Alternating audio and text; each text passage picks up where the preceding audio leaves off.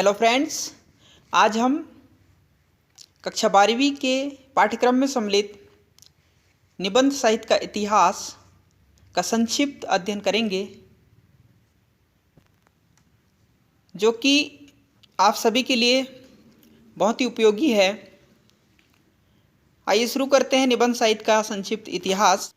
इसे हम भाग 1 के रूप में कह सकते हैं। भाग 2 भी हम इसका देखेंगे। निबंध जो कि 2 शब्दों से मिलकर बना हुआ है, नि और बंध, ठीक है, जिसका अर्थ है अच्छी तरह बंधी हुई परिमार्जित प्रौढ़ रचना, ठीक है ना। किसकी? निबंध की वह रचना जो अच्छी तरह क्या हो, बंधी हो, परिमार्जित हो, ठीक है ना। अंग्रेजी में निबंध को हम क्या कहते हैं? ऐसे कहते हैं, और इसका अर्थ है प्रयत्न करना, ठीक है। यह शब्द मूलतः फ्रांसीसी शब्द एसाई से बना हुआ है ना। किससे बना है? एसाई से बना है, जिसका अर्थ है प्रयत्न, प्रयोग और परीक्षण करना, ठीक है। प्रश्न किसी भी तरह का आ सकता है कि निबंध शब्द किस शब्द से बना हुआ है ना। इस तरह के प्रश्न पूछे जा सकते हैं। कुछ विद्वानों द्वारा निबंध की परिभाषा दी गई है। आइए हम देखते हैं। मॉन्टेन, जो कि पाश्चात्य निबंध साहित्य के जनक थे, फ्रांसीसी लेखक थे ये। निबंध को इन्होंने किस प्रकार परिभाषित किया है? देखिए, निबंध विचारों, उद्धरणों और कथाओं का मिश्रण है, ठीक है। निबंध विचारों, उद्धरणों और कथाओं का मिश्रण है। किन के अनुसार? मॉन्टेन के अनुसार। बेकन ने निबंध की क्या परिभाषा दी? निबंध केंद्रीभूत ज्ञान के वे कुछ पृष्ठ हैं, ठीक है, जिनमें विचारों की सहज अभिव्यक्ति होती है ना। बाबू गुलाब राय के अनुसार देखिए, निबंध उस गद्य रचना को कहते हैं जिसमें एक सीमित आकार के भीतर किसी विषय का वर्णन या प्रतिपादन एक विशेष निजीपन, स्वच्छंदता, सौष्ठव और सजीवता तथा आवश्यक संगति और संबंधता के साथ किया गया हो, उसे क्या कहा है इन्होंने? निबंध कहा है। इसी तरह प्रोफेसर नलिन विलोचन शर्मा के अनुसार निबंध स्वाधीन चिंतन और निश्चल अनुभूतियों का सरस, सजीव और मर्यादित गद्यात्मक प्रकाशन है, ठीक है। स्वयं के स्वाधीन चिंतन अर्थात स्वयं का चिंतन, ठीक है ना। आचार्य रामचंद्र शुक्ल जी ने निबंध की परिभाषा क्या दी है? यदि गद्य कवियों या लेखकों की कसौटी है तो निबंध गद्य की कसौटी है, ठीक है। यदि गद्य कवियों या लेखकों की कसौटी है तो निबंध किसकी कसौटी है? गद्य की, इन्होंने परिभाषित किया है, ठीक है। इस तरह से विभिन्न विद्वानों के द्वारा परिभाषा भी पूछ लिया जाता है निबंध से संबंधित, इसलिए आपको इन्हें ध्यान में रखना है। देखिए, तो विद्वानों की परिभाषाओं के आधार पर निबंध के संदर्भ में निम्नलिखित निष्कर्ष निकलते हैं। क्या निष्कर्ष निकलते हैं? आधुनिक निबंध गद्य की एक विधा है ना। विधा अर्थात माध्यम जिसको हम बोलते हैं। गद्य में ही इसका स्वरूप अधिक निखर सकता है। किसमें? गद्य में, ठीक है ना। इसमें लेखक का व्यक्तित्व प्रमुख रूप से उद्घाटित होता है, ठीक है।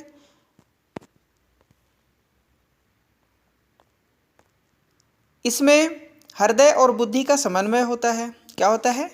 हृदय और बुद्धि का क्या होता है? समन्वय होता है, ठीक है। अगला देखिए, निबंध में संक्षिप्तता, पूर्णता एवं कसावट होती है। अगला, निबंध के विषय सीमित नहीं है। किसी भी विषय पर आप क्या कर सकते हैं? निबंध लिख सकते हैं। उसका विषय कुछ भी हो सकता है, ठीक है। निबंध का विषय क्या नहीं है? सीमित नहीं है, ठीक है ना। इस तरह से हम कह सकते हैं। निबंध के तत्व देखिए, निबंध के मुख्यतः दो तत्व हैं। निबंध की विषय वस्तु, अगर हम कोई निबंध लिखना चाहते हैं तो सबसे पहले हमारे दिमाग पर क्या आना चाहिए? विषय वस्तु, अर्थात किस विषय पर हम निबंध लिख रहे हैं। और भाषा शैली, ठीक है ना। विषय वस्तु देखिए, निबंध का पहला तत्व उसकी विषय वस्तु है। इसी के सहारे निबंधकार अपने विचारों व मनोभावों को क्या करता है? रचता चला जाता है, ठीक है ना। अर्थात किसी विषय पर निबंध लिखता चला जाता है, ठीक है। भाषा शैली देखिए, भाषा शैली निबंध के ऐसे तत्व हैं जिन्हें एक दूसरे से अलग नहीं किया जा सकता, ठीक है ना। भाषा और शैली, है ना। भाषा शैली निबंध के ऐसे तत्व हैं जिन्हें एक दूसरे से अलग नहीं किया जा सकता, ठीक है। भाषा निबंध को आकार प्रदान करती है तो शैली उसका आकार को क्या करती है? संवारती है, ठीक है। बफन ने इसकी क्या परिभाषा दी है? देखिए, शैली ही व्यक्ति है और व्यक्ति ही शैली है, ठीक है। आगे हम 6 प्रकार के शैली देखेंगे, ठीक है ना।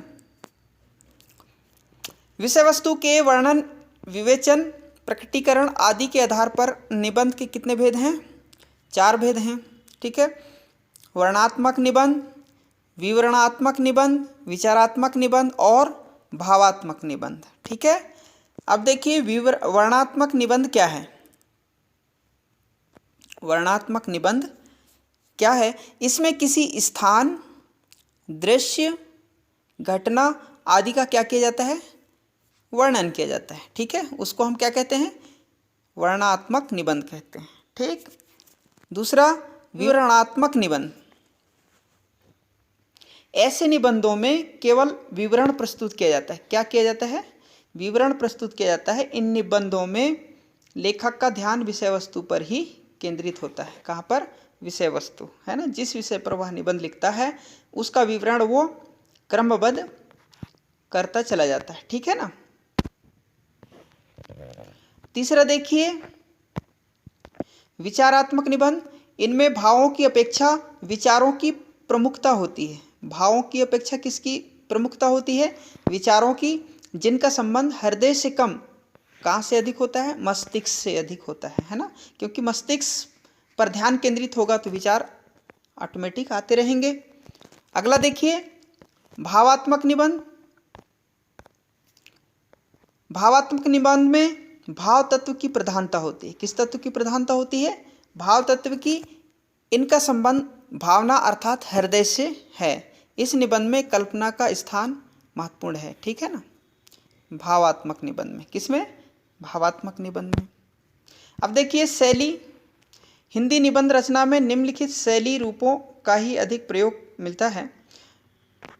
पहला है देखिए समास शैली। समास का अर्थ संक्षेप होता है, ठीक है। समास शैली अत्यंत प्रभावशाली होती है। अधिकांश निबंधकार इस शैली का प्रयोग करते हैं। कम शब्दों में अधिक कहने की प्रवृत्ति इस शैली का सर्वोत्तम गुण है, ठीक है ना।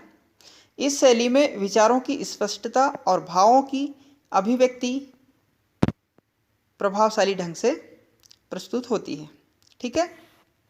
समास शैली में इस शैली का प्रयोग मुख्यतः विचारात्मक निबंध में होता है। किसमें? विचारात्मक निबंध, ठीक है ना। यह शैली लिखा है विचारात्मक निबंध में। आचार्य रामचंद्र शुक्ल के निबंध इस शैली के श्रेष्ठ उदाहरण हैं, आपको ध्यान में रखना है, ठीक है। आगे देखिए व्यास शैली। व्यास शैली का अर्थ विस्तार है ना।